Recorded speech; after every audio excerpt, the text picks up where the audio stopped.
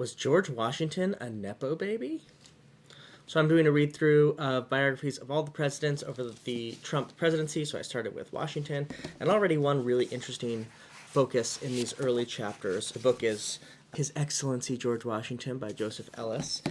In the context of this discussion of politics today being so much about fame and popularity and sort of a driving criticism that we don't just focus our elections on who's necessarily the best candidate, but what people's impression of the candidate is, it's interesting that has always been the case. So Ellis starts off his book saying the first time that anyone heard about George Washington is because he was sent on an envoy to the French in the American interior to send a message that eventually led to what we call the French and Indian War.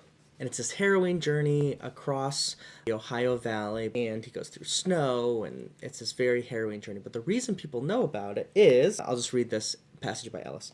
The world first became aware of young Washington at this moment, and we get our first extended look at him because, at Dinwiddie's urging, that's the governor of Virginia at the time, Washington published an account of his adventures, the Journals of Major George Washington.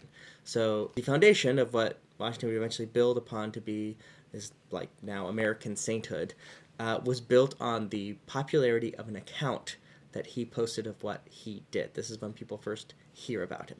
And if we go back a step further, let's ask, so how did he get that job as being the person to go on that expedition? The answer is that he was well connected. He had no military background, but when Dinwiddie, the governor, said that he was going to form a militia, Washington came from a very connected family and was close to another really well-connected Virginia family, the Fairfaxes. And because of that, they recommended him, and he became lieutenant colonel in the Virginia militia. And that eventually led to this fame.